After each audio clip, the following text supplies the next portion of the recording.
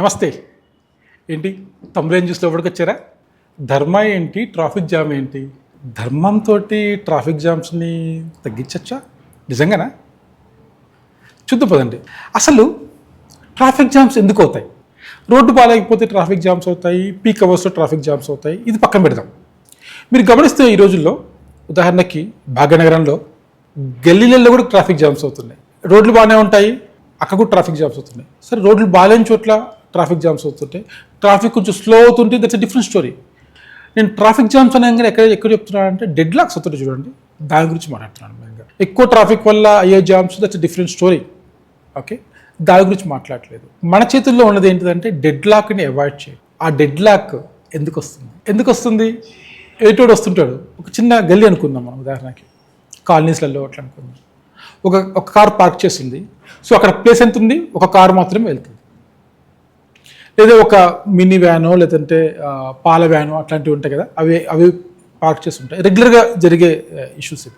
So ఒకతను ఇలా ఉంది, ఒకతను ఇలా వస్తున్నాడు, ఇంకొకతను స్ట్రైట్గా వస్తున్నాడు. పాప అతను లెఫ్ట్లో వస్తున్నాడు, ఇతను రైట్లో వస్తున్నాడు. కానీ ఇతను ఆల్రెడీ వచ్చేసాడు పాప ఆయన. కానీ ఆ ఎదురుగా లెఫ్ట్ నుంచి వచ్చే అతను ఆగడు, వచ్చేస్తాడు. ఎందుకు? ఆయన దారి ఆయన, ఎదుటోడు ఎవరు వస్తారు, ఎదుటోడు వెళ్ళగలుగుతలేడు, సంబంధం లేదు, వస్తాడు. ఏమవుతుంది? అతను వెళ్ళాడు, ఇతను వెళ్ళాడు, ఏమవుతుంది? డెడ్ లాక్, ట్రాఫిక్ ఆగిపోతుంది. మన భాగ్యనగరంలో ట్రాఫిక్ సంగతి తెలిసిందే కదా, నిమిషానికి కొన్ని వందల వెహికల్స్ అలా అటు ఇటు వెళ్తుంటాయి.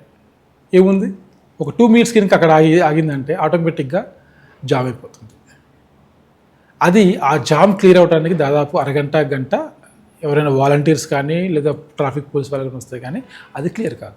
పోనీ అలా వచ్చేసరికి బై మిస్టేక్ వచ్చాడు, ఇప్పుడు ఇమ్మీడియట్ వెనక్కి తీసుకెళ్తాడా? తీసుకోడా? ఈగో, వెనక్కి వెళ్ళలేము, ఈగో వస్తుంది. ఇది ఒక ఎగ్జాంపుల్ ట్రాఫిక్ జామ్స్కి. ఫర్ ఎగ్జాంపుల్ మీ ఇంటికి ఎవరో వచ్చారనుకుందాం, మీ ఫ్రెండో చుట్టాలో లేదంటే కావాల్సిన వాళ్ళు ఎవరో ఒకరు వచ్చారనుకుందాం. అక్కడ బై మిస్టేక్ అతనికి ఇచ్చిన వాటర్ గ్లాసు, గాజు గ్లాస్ ఇస్తే గాజు గ్లాసు, లేదా టీ కప్ ఇస్తే టీ కప్పు ఇట్లా పెట్టినప్పుడు టేబుల్ మించి కింద పడ్డది, కింద పడి పగిలిపోయింది. ఇమ్మీడియట్గా మనం ఏం చేస్తాం? ఎందుకు పగలగొట్టినా చెప్పి తిడతాం కదా. పర్లేదు ఇట్స్ ఓకే అని చెప్పేసి మనం తీసేసి పర్లేదు, అతను మీద పడలేదు, ఇంకా టవల్ ఇవ్వటం లేదంటే వెళ్ళి బాత్రూంలోకి వెళ్ళి క్లీన్ చేసుకోమని చెప్తాం మనం. అతను పాపం 2 సార్లు సారీ చెప్తాను, డోంట్ వరీ అని చెప్పేసి మనం చెప్తాం. అజ్యూరెన్స్ ఇస్తే నథింగ్ టు వరీ అని చెప్తాం. మాతృదేవోభవ, పితృదేవోభవ, ఆచార్య దేవోభవ, అతిథి దేవోభవ. అంటే అనుకోకుండా తిథి వార నక్షత్రాలు లేకుండా వచ్చే వాడినే మనము దేవుడు అంటున్నాము. ట్రాఫిక్లో మన ఎదురుగా వచ్చిన వాడు కూడా అంతే కదా, అతను అతిథే కదా మనకి, కాదా? అతిథే కదా, మరి అతను కూడా మన దేవుడే కదా, అతన్ని మనం దేవుడిగా ట్రీట్ చేయాలి కదా. అతను దేవుడిగా ట్రీట్ చేస్తే అతనికి మనం సైడ్ ఇస్తాం కదా, అతను వెళ్ళనీయకుండా మనం వెళ్ళలేకుండా అడ్డం పడతాము. అతను ముందు వచ్చిన వాళ్ళు మనం పోనీయాలి కదా. మనకి లక్నోలో ఒక కాన్సెప్ట్ ఉంది, పెహ్లే ఆప్. ఇదంతా మన అతిథిదేవోభవ కాన్సెప్ట్ నుంచి వచ్చింది. పెహ్లే ఆప్ అంటే ముందు మీరు, అంటే ఎదుటి వారికి మనం రెస్పెక్ట్ ఇచ్చి ముందు మీరు అని పంపించడమే, అదే మన అతిథి దేవోభవ కాన్సెప్ట్. అది లక్నోలో నడుస్తుంది. అది అఫ్కోర్స్ అది టౌన్ కాబట్టి బహుశా ట్రాఫిక్ తక్కువ ఉంటుంది దానివల్ల కూడా, కానీ అదే కాన్సెప్ట్ని మనము పెద్ద సిటీస్లో కూడా మనం దాన్ని ఇంప్లిమెంట్ చేయొచ్చు. ఎప్పుడైతే ఎదుటి వాడిని రెస్పెక్ట్ ఇచ్చేసి వాడిని ముందు పోనిస్తామో ఆటోమేటిక్గా డెడ్ లాక్ అయిపోతుంది. నువ్వేమీ కంప్లీట్లీ ఒక 10 నిమిషాలు 10 గంట ఆగక్కర్లేదు, జస్ట్ స్లో చేసుకో. అతను వస్తున్నాడు, అతను పోయేంత వరకు జస్ట్ స్లో చేసుకొని ఒక సైడ్కి ఉంటే సరిపోతుంది. జస్ట్ అతను వెళ్ళిపోగానే వెళ్ళిపోవచ్చు, కానీ మనం ఆగం, అండ్ కాజింగ్ ట్రాఫిక్ జామ్స్. ఇది సింపుల్ థింగ్. తర్వాత ఎస్పెషల్లీ యూత్ బైకుల మీద వాటి మీద ఇలా విన్యాసాలు చేసుకుంటూ వెళ్తారు. లేదా ఒకసారి సడన్గా కట్ చేసుకుంటాడు, బై మిస్టేక్, కావాలని చేయకపోవచ్చు కానీ బై మిస్టేక్ కట్ తీసుకుంటాడు. ఇమ్మీడియట్ మనం ఏంటి, హాంగ్ చేస్తాం గట్టిగా. నువ్వు హాంగ్ చేసినా చేయకుండా అతను వెళ్ళిపోయాడు, నువ్వేం చేయలేవు. హాంగ్ చేయటం వల్ల దానివల్ల ఏమైంది, నీ బీపీ పెరిగింది, నువ్వు సడన్గా బ్రేక్ వేస్తుంటావు, వెనకాల ఉన్నాడు మళ్ళీ వాడు చేస్తుంటాడు. ఇలా రకరకాలుగా మనశ్శాంతి పోతుంది. ఒకళ్ళ ఆ ఇంపాక్ట్ నువ్వేం చేస్తావు, నువ్వు కూడా ఇంకో చోట రాసుకెళ్తావు, అది ఇంకొకరికి ఇంపాక్ట్ వస్తుంది. ఇలాంటివన్నీ పక్కన పెట్టి అతిథి దేవోభవ అనే కాన్సెప్ట్ కనుక మనం వెళ్తే కొంచెం స్లోగా వెళ్తాం. There is no wrong in it కదా, సేఫ్గా వెళ్తాం అంతవరకే కదా. దానివల్ల నష్టమైతే లేదు కదా, లాభమే. కొంచెం స్లో అవుతుంది అంతే. ఓకే, ఇది మనము గమనిస్తే బాగుంటుంది. ఈ పేషెన్స్ అనేది మనము పెట్టాలి. కొన్నిసార్లు ఉదాహరణకి మనం రోడ్డు మీద వెళ్తుంటాం, నడుస్తుంటాం, ఎవరు తగులుతాడు ఇట్లా, బస్ స్టాపులలో ఎక్కడో మనం నడుస్తుంటాం, మెట్రోలలోనో, ఇమ్మీడియట్గా కోపం వస్తుంది. ఎందుకు రావాలి కోపం?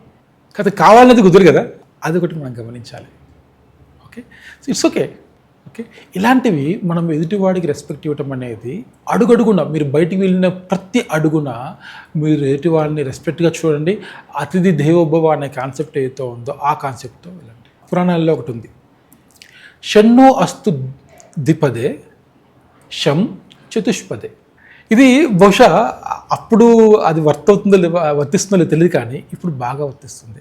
దీని మీనింగ్ ఏంటంటే షణ్ణో అస్తు ద్విపదే అంటే 2 పాదాలతో నడిచేవారు అంటే మనుషులు, వారు వెల్ఫేర్తో ఉండాలి, మంచి క్షేమంగా ఉండాలి, లాభంగా ఉండాలి అని దాని అర్థం. ఓకే, అట్లనే శం చతుష్పదే అంటే 4 పాదాలతో నడిచేది. అంటే ఏంటి? ఎడ్ల బండి కానివ్వండి, లేదంటే ఇట్లా ఎద్దులు, గుర్రాలు, ఇట్లాంటివి అన్నీ ఉంటాయి కదా, ఇలాంటివి. అంటే చూడండి, ఎప్పుడో పురాణాల్లోనే బహుశా ద్విచక్రాలు, చతుశ్చక్రాలు, 4 చక్రాలు అట్లాంటివి ఉన్నాయని చెప్పేసి అప్పుడే వాళ్ళకి ఉందేమో. బహుశా 3 చక్రాలు అప్పట్లో లేవు కాబట్టి ఆటోల గురించి వాడి గురించి చెప్పలేదు. ఇప్పుడు మనం అది కూడా యాడ్ చేసుకోవచ్చు. సో దీన్ని మనము ఇప్పుడు కూడా యాజ్ ఇట్ ఈస్గా మనం ఇంప్లిమెంట్ చేసుకోవచ్చు. ఓకే, షణ్ణో అస్తు ద్విపదే బదులు ద్విచక్రే శం చతుశ్చక్రే అని చెప్పేసి మనం దీన్ని పెట్టుకోవచ్చు. అంటే ఏంటి? 2 చక్రాల వాళ్ళు, 4 చక్రాలు, 2 వీలర్స్, 4 వీలర్స్, అలానే 3 వీలర్స్ కూడా, వీళ్ళందరూ కూడా క్షేమంగా ఉండాలి, లాభంగా ఉండాలి, వెల్ఫేర్తో ఉండాలి అని చెప్పేసి మనము అనుకోవచ్చు. అలానే మీరు కార్లో వెళ్తున్నప్పుడు 2 వీలర్స్, ఫర్ ఎగ్జాంపుల్ మీరు కార్లో వెళ్తున్నారు, మీరు చిన్న చిన్న దాంట్లోంచి మీరు వెళ్ళారు. కానీ మనము ఎలా ఉంటుందంటే, కార్లో వెళ్ళే వాళ్ళ స్వార్థం ఎలా ఉంటుందంటే, ఆ 2 వీలర్కి సైడ్ ఇవ్వడు. ఆ 2 వీలర్కి సైడ్ ఇస్తే వాడు ఆ సైడ్ తీసుకొని ఆ సైడ్ నుంచి యూటర్న్ తీసుకొని వెళ్ళిపోగలడు వాడు. కానీ మనం ఇవ్వం. ఈగో, వాడు పోవటం ఏంటి, వాడు పోతే నాకు ఎక్కడ తోలుతాడు, అదొక భయం. ఒకటేమో వాడు పోకూడదు నాకంటే ముందు, ఇంకొకటేమో నా తోలుతుంటే భయం. ఇలా 2 రకాల బిహేవియర్స్ ఉంటాయి మనకి కార్లో వెళ్ళే వాళ్ళకి. అదే మనము కొంచెం సైడ్కి వెళ్ళిపోయి ఆ 2 వీలర్స్ పొనిచ్చేస్తే సగం జామ్ తగ్గిపోతుంది మీకు.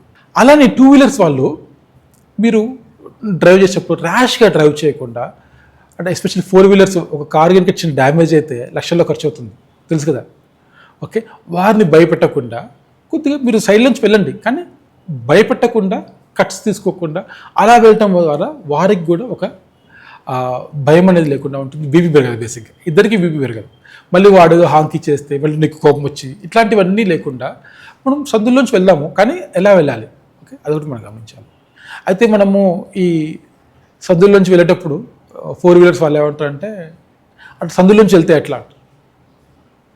అయితే ఒకటి మనం గమనించాల్సింది ఏంటంటే, మనం నిజంగా ట్రాఫిక్ రూల్స్ మాట్లాడితే వెహికల్కి మనము 20 ఫీట్లు 30 ఫీట్లు అంతా గ్యాప్ ఉంచాలి, అవునా?